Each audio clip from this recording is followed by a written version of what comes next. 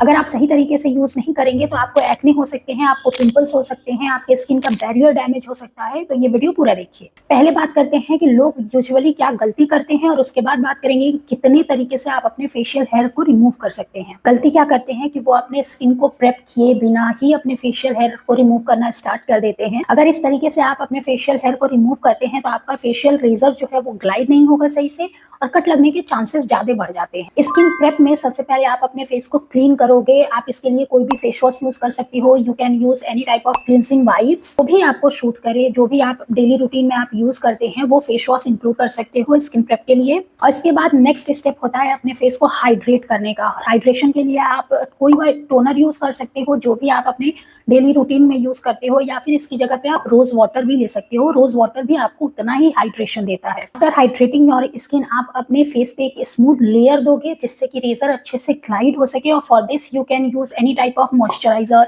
Facial oils, facial serums, even आप Olivera jail भी use कर सकते हो, या अपने घर के अगर आपके पास गमले में है नेचुरल ऑलिवेरा तो वो भी यूज कर सकते हो, या फिर मार्केट से आप कोई भी किसी भी ब्रांड का ले सकते हो, डजंट मैटर। एक्चुअली ना फेशियल हेयर रिमूव करने के लिए ऑलिवेरा जेल बहुत बेस्ट काम करता है आपके फेस पे, और ये आपको एक सूदिंग इफेक्ट भी देता है। रेजर भी अच्छे से ग्लाइड होता है। यूजुअली मैं जब भी अपना फेस रेज करती हूँ तो मैं ऑलिवेरा जेल ही यूज करती हूँ, मैं कोई मॉइस्चराइजर या फेशियल ऑयल नहीं यूज करती। बात सिर्फ इतनी ही है कि जब भी आप अपने फेस के हेयर को रिमूव करो तो आपका फेस हाइड्रेट होना चाहिए, मॉइस्चर होना चाहिए, उसमें बिल्कुल ड्राई नहीं होना चाहिए, उसमें डर्ट नहीं होना चाहिए। अगर ऐसा हुआ तो आपके रेजर की वजह से आपके स्किन पे कट लग सकता है, और अगर डर्ट हुआ तो आपकी स्किन जैसे एक लेयर निकलेगी ना तो वो डर्ट अंदर जाएगा आपकी स्किन के, एक्ने हो सकता है, पिंपल हो सकता है, और सबसे मेन प्रॉब्लम आपके स्किन का बैरियर डैमेज हो सकता है, जिससे कि बहुत सारी परेशानी हो सकती है आपके फेस। फेशियल हेयर रिमूव करने के कई तरीके होते हैं। First option is face waxing. कई बार फेस वैक्सिंग के साइड इफेक्ट्स भी होते हैं, आपको एक्ने हो सकता है, और फेस वैक्सिंग भी बहुत पेनफुल भी होता है। अगर आप किसी डर्मेट से बात करोगे तो वो आपको फेस वैक्सिंग बिल्कुल मना करते हैं, वो रिकमेंड नहीं करते फेस वैक्सिंग, क्योंकि इसके बाद आपकी स्किन सेंसिटिव हो जाती है, प्लस ये थोड़ा पेनफुल होता है, और अगर आप अच्छे से केयर नहीं करेंगे तो आपको एक्ने होंगे, बहुत ज्यादा पिंपल्स और उसके मार्क्स बहुत ज्यादा हो सकते हैं। मैंने कई बार देखा है कि लोग जब अपने फेस को वैक्स करते हैं और अच्छे से केयर नहीं करते उसका ना, तो उनका चेहरा जो पहले था आफ्टर वैक्सिंग वो एकदम बेकार हो जाता है। तो मेरे according waxing is not safe option. Second option is laser hair removal. No doubt ये सेफेस्ट तरीका है अगर डॉक्टर के गाइडेंस में किया जाए। और बेसिकली जितने डर्मेट होते हैं ना वो आपको लेजर ही रिकमेंड करते हैं अपने किसी भी बॉडी पार्ट के हेयर रिमूवल के लिए। बट सोचने वाली बात यह है कि क्या वो हमारे लिए कॉस्ट इफेक्टिव है। लेजर हेयर रिमूवल के प्रोसेस में आपको कई सिटिंग्स लेनी पड़ती है अपने डर्मेट के पास, और ये प्रोसेस बहुत एक्सपेंसिव, टाइम टेकिंग होता है। नो डाउट इसके रिजल्ट बहुत अच्छे होते हैं। आपके हेयर्स को रूट से निकाला जाता है, उसको डैमेज किया जाता है, तो फर्दर उस बाल आने के चांसेस भी बहुत कम हो जाते हैं। बट ये इतना महंगा है कि आम आदमी उसको नहीं अफोर्ड कर सकता। अब अगर आप अफोर्ड कर सकते हो तो you can go for it. इससे बेस्ट और सेफेस्ट तरीका कोई नहीं है अपने बॉडी के किसी भी पार्ट से हेयर रिमूव करने का, इवन फेशियल हेयर रिमूव करने का भी। थर्ड जो ऑप्शन है वो कॉस्ट इफेक्टिव तो है, लेकिन ये इतना पेनफुल है कि आज के समय में इसको थोड़ा लोग अवॉइड करते हैं। वो है थ्रेडिंग का। अब सोचो कि अगर आप केवल अपनी अपर लिप, अपना फोरहेड और अपनी आईब्रोज को केवल थ्रेड कराते हो तो कितना पेनफुल होता है। अगर आप उसी तरीके से पूरे फेस को थ्रेड कराने लगोगे तो आपको कितना पेन लगेगा, ये कितना पेनफुल होगा ये। लेकिन हाँ, अगर आपके पेन का जो थ्रेशोल्ड है वो बहुत अच्छा है, आप पेन बर्दाश्त कर सकते हो, दर्द, तो you can go for it. ये कॉस्ट इफेक्टिव है और अच्छा खासा रिजल्ट देता है, क्योंकि इसमें भी हेयर जो है वो रूट से निकाले जाते हैं। फेशियल हेयर रिमूवल के प्रोसेस में आप बात करते हैं सबसे लास्ट स्टेप की, जो कि कॉस्ट इफेक्टिव भी है, जो बिल्कुल भी पेन नहीं करता है, यानी पेनलेस है। हम बात कर रहे हैं फेशियल रेजर्स की। जो इस टाइप के रेजर्स होते हैं, जस्ट दिस, ये स्पेशली फेस के लिए ही बने होते हैं, सिंगल ब्लेडेड होते हैं ये। लेकिन डिस्क्लेमर है, इतना इफेक्टिव होने के बाद भी, जो कि पेनलेस है, कॉस्ट इफेक्टिव है, फिर भी इसको अगर सही तरीके से यूज ना किया जाए ना तो आपके स्किन पे एक्ने हो सकता है, एक्टिव सीवियर पिंपल्स हो सकते हैं, आपकी स्किन का बैरियर डैमेज हो सकता है, उसका कोलाजन लूज हो सकता है, आपके स्किन पे पिगमेंटेशंस हो सकती हैं, और इवन आपके स्किन पे कट लगने के चांसेस भी बढ़ सकते हैं। तो मैं आपको वो सही तरीका बताऊंगी जिससे कि आप अपने फेशियल हेयर को रिमूव कर सकते हैं with this type of razors. और वैसे मैंने बहुत लोगों के मुंह से सुना है कि अगर आप फेशियल रेजर यूज करते हो अपने फेस के हेयर को रिमूव करने के लिए, या कोई भी रेजर यूज करते हो अपने बॉडी के हेयर को रिमूव करने के लिए, तो आपकी हेयर की ग्रोथ बहुत ज्यादा होती है, हेयर थिकनेस बहुत ज्यादा होती है, तो लास्ट में इस पे भी हम लोग बात करेंगे कि ऐसा क्यों होता है और होता है कि नहीं होता है। आप फेशियल रेजर की हेल्प से अपने हेयर को रिमूव करते हो तो सबसे बेस्ट तरीका जो होता है मैं आपको बता रही हूँ, उसमें जो पहला स्टेप है, सबसे पहले हम अपने फेस को स्किन प्रेप करेंगे। स्किन प्रेप के लिए आप कोई भी फेस वॉश ले सकते हैं, क्लींजिंग वाइप्स ले सकते हैं, या कोई भी आपने अगर मेकअप लगाया है या सनस्क्रीन लगाया है उसको अच्छे से मेकअप रिमूवर से उसको मिटा लीजिए, छुड़ा लीजिए, रिमूव कर लीजिए।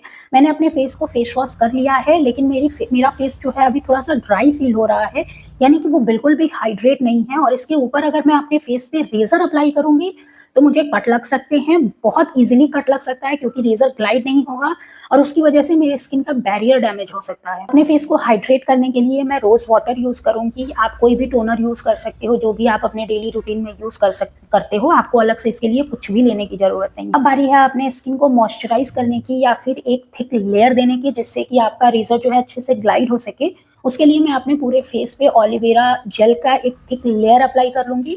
आप अगर ऑलिवेरा जेल नहीं अप्लाई करना चाहते हैं तो आप इसकी जगह पे कोई भी facial oil, facial Siram, even आप अपना डेली मॉइस्चराइजर भी यूज कर सकते हो। बेसिकली बस इतना है कि आप अपने फेस को मॉइस्चराइज करो, हाइड्रेट करो। अपने फेस को ड्राई बिल्कुल नहीं रखना है। सबसे पहला रीजन एक्ने होने का यही है कि आप अपने फेस को ड्राई सेव करते हो। काफी समय से ना शॉर्ट्स और इवन इंस्टाग्राम पे रील्स देख रही हूँ कि इस समय मार्केट में एक व्हाइट कलर का स्प्रे वायरल हो रहा है, जिससे कि आप अपने फेस पे उसको स्प्रे करते हैं तो आपके हेयर जो है वो ब्लैक है, आपके हेयर या ब्राउन है, जो भी है, उनकी विजिबिलिटी बढ़ जाती है और उसको अच्छे से आप रिमूव कर सकते हैं। मैं सच कहूँ तो मैं इस टाइप के ट्रेंड के फेवर में बिल्कुल नहीं हूँ, क्योंकि पता नहीं वो कैसा स्प्रे है, उसमें क्या है किसी को आइडिया नहीं है।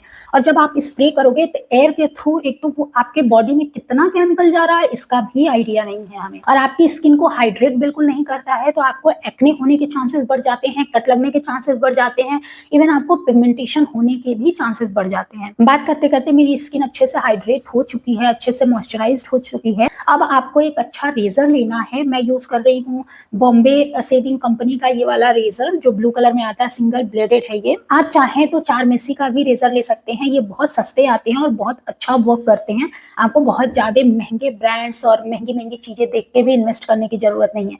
एक तो यूज एंड थ्रो वाले ये रेजर्स हैं, 2 से 3 बार से अधिक इन रेजर से आप अपने फेशियल हेयर को रिमूव बिल्कुल मत करिएगा। और इसमें अगर आप बहुत ज्यादा पैसे खर्च करेंगे तो बहुत ज्यादा महंगा पड़ जाएगा कि यार 2 से 3 बार हम यूज कर रहे हैं फिर फेंक रहे हैं, तो हमें कितना महंगा पड़ेगा वो। अफोर्डेबल कैटेगरी में बहुत सारे ऐसे ब्रांड्स हैं जो इस टाइप के सिंगल ब्लेडेड स्पेशली फेस के लिए ही रेजर्स बनाते हैं। और लोग ये भी गलती करते हैं कि उनके फेस पे एक्ने आते हैं कि वो अपने रेजर को ऐसे ही यूज कर लेते हैं, यानी एक बार यूज किया फिर उसको क्लीन नहीं किया, वैसे ही बंद करके रख दिया और फिर दोबारा वैसे ही बिना क्लीन किए यूज कर लेंगे। ऐसा बिल्कुल गलती ना करिएगा। जब भी आप इस टाइप के रेजर्स को यूज करिएगा, एक तो इनका जो लाइफ स्पैन होता है वो 3 से 4 बार का ही होता है, और उसके बाद भी अगर आप अपने फेस को रिमूव कर लिए हैं, हेयर को रिमूव कर लिए हैं, तो अच्छे से इसको क्लीन करिए, उसके बाद रखिए। और दोबारा जब आप अपने फेशियल हेयर को रिमूव करने के लिए यूज करेंगे इसे, तो फिर उस समय भी अच्छे से क्लीन करिएगा अपने रेजर को।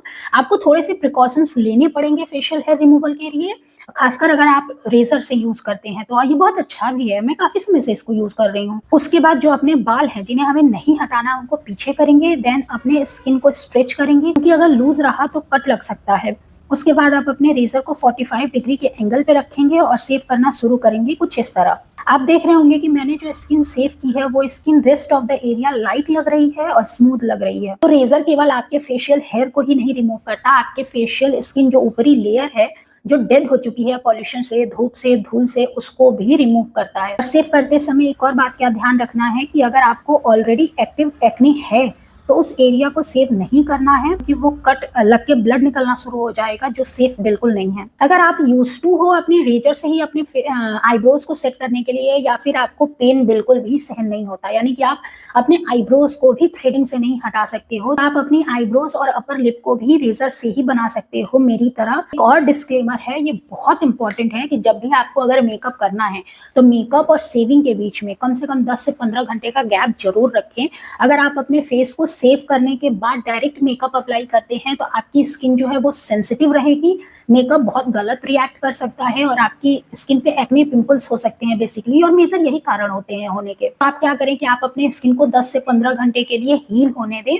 जो भी सेंसेशन क्रिएट हुई है उससे आप अपने फेस को अच्छे से सेव कर चुके हैं। उसके बाद क्या देखेंगे ना कि कई कई बार ये शिकायत होती है कि फेस सेव करने के बाद भी या स्किन प्रेप करने के बाद भी बहुत अच्छे से मैंने सेव किया सारे प्रिकॉशंस लेते हुए, फिर भी हमारी स्किन थोड़ी सी बर्न करने लगती है, बर्निंग सेंसेशन होने लगता है। तो इसके लिए सबसे इफेक्टिव तरीका मैं आपको बता रही हूँ।